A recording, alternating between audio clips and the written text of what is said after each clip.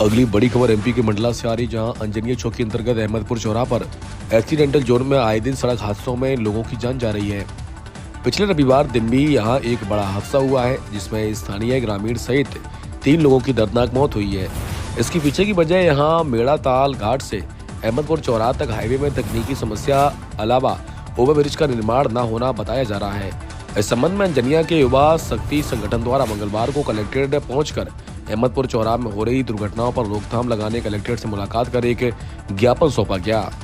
संवाददाता गजेंद्र पटेल की रिपोर्ट। देखिए, ये कोई अनजान मामला नहीं है, सारे जिले को मालूम है। शायद आज तो ये राष्ट्रीय स्तर पे भी चर्चा इसकी की जाए तो बहुत कम है। अंजनिया बाईपास पे अहमदपुर मान चौराहे पे एक एक्सीडेंटल जोन है। जब से इस NH30 का निर्माण हुआ है तब से वहाँ आज तक में हजारों लोगों की मौत हो चुकी है। बहुत सारे लोग विकलांग हो चुके हैं, दिव्यांग हो चुके हैं। इंसान तो इंसान, मवेशियाँ भी सुरक्षित नहीं। आज के 1 साल पहले केंद्रीय सड़क परिवहन मंत्री ने वहाँ पे ओवरब्रिज का यहाँ पे घोषणा भी करके गए थे। उस पर पत्र भी उनका वायरल हुआ था सोशल मीडिया पे कि DPR की कार्रवाई उसकी चालू है, मगर हमारे संज्ञान में कुछ नहीं आया। अभी हाल फिलहाल 2 दिन पहले वहाँ पे फिर से ऐसी भयानक घटना हुई है और विभत्स घटना घटी। एक व्यक्ति जो हमेशा सबकी मदद करता था, हमारे अंजनिया गाँव का निवासी शीतल गुप्ता, वो मदद करने की जो काम प्रशासन पुलिस को करना था कि गाड़ियां वहां ना खड़ी हों, वो काम वो व्यक्ति समाज सेवी के रूप में उनको हटाने गया हुआ था। उसका एक्सीडेंट हो गया और वो असमय काल कल्पित हो गया। परिवार का शायद यहाँ वो ओवरब्रिज हो जाए, मगर अभी तक वहाँ कोई किसी प्रकार की कोई कार्रवाई नहीं हुई है। हाईवे निर्माण के दौरान से ही विवादित रहा है, डिज़ाइन विवादित है। स्पीड कंट्रोलिंग को लेकर किसी प्रकार का कोई उसमें तकनीकी व्यू सोचा नहीं गया निर्माणकर्ता एजेंसी के द्वारा। और आज वहाँ जो भी गाड़ियाँ भिक्षा साइड से वहाँ उतरती हैं, आउट ऑफ कंट्रोल रहती हैं दिन में, और रात में तो ड्राइवर भी आउट ऑफ कंट्रोल रहते हैं। ये बात किसी से छुपी नहीं। और जब वहाँ पे ऐसी कोई घटना होती है तो ग्रामीण शांतिपूर्ण तरीके से विरोध करने बैठते हैं। प्रशासन यहाँ से पहुँच के उनको हटाने पर फोकस करता है, ना कि किसी प्रकार की कोई वैकल्पिक व्यवस्था। अब क्या चाहते हैं आप लोग?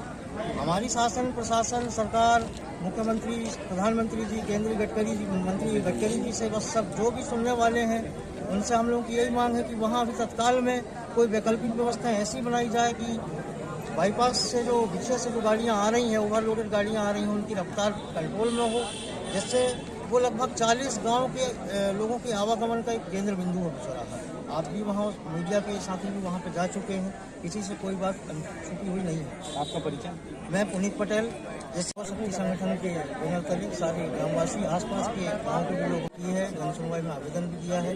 7 दिन का समय भी उनको दिया है। इसके पश्चात हम लोग वैधानिक तरीके से, शांतिपूर्ण तरीके से अपनी लड़ाई को हम लोग अनवरत आगे लड़ेंगे। और यह आंदोलन आज हम लोग ग्राम अंजनिया के सभी निवासी और यहाँ सभी ग्रामीण खड़े हैं जो अहमदपुर, मान, अंजनिया और उस बेल्ट के जहाँ पर अभी सर्वविदित है कि 40 गांव के लोग एक्सीडेंट से प्रभावित हैं। उस इलाके में निरंतर विगत जब से हाईवे का निर्माण हुआ है, उस घाट को काट करके अंजनिया घाट जो मेड़ाताल से जुड़ता है, उसको सीधा हाईवे का निर्माण कर दिया गया है।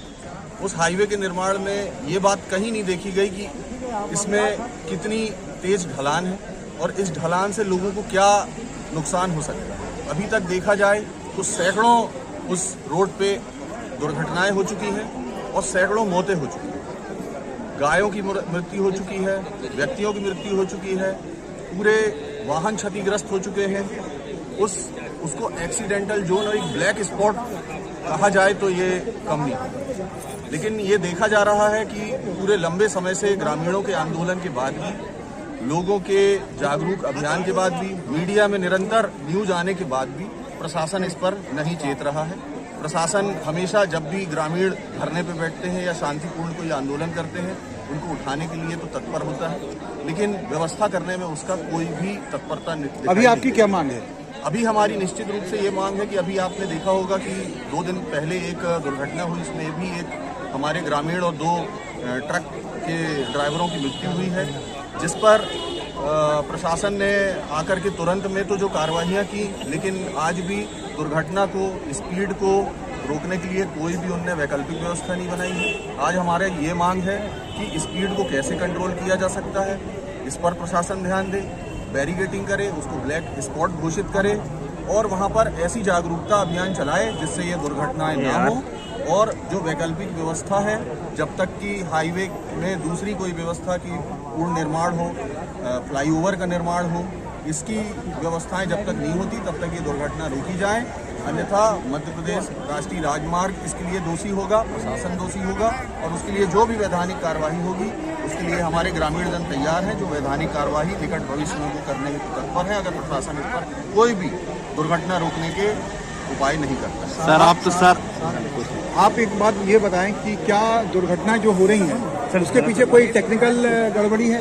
जी बिल्कुल, बिल्कुल निश्चित तौर पर ये तो कहा जाना चाहिए कि जब राष्ट्रीय राजमार्ग किसी मार्ग को निर्माण करता है उसमें विभिन्न इंजीनियर होते हैं, वो पूर्व से ही भूमिका बनाते हैं, रूपरेखा देखते हैं, तकनीकी वैकल्पिक व्यवस्थाएं देखते हैं, रास्ते का मार्ग, ढलान, सारी चीजें देखिए। सर आप लोग तो संसाधन के बावजूद आप देखिए कि उसमें कितनी विसंगतियां हैं कि हर एक दिन की आड़ में वहां पर दुर्घटना होती है और लोगों की मृत्यु होना निश्चित है, क्योंकि इतना तेज ढलान है कि किसी भी व्यक्ति या गाड़ी के लिए वहां पर रोकना संभव नहीं हो पाता है। ठीक है, पूरा नाम आपका बताएं। नीलेश झा, मैं अधिवक्ता हूँ, ग्राम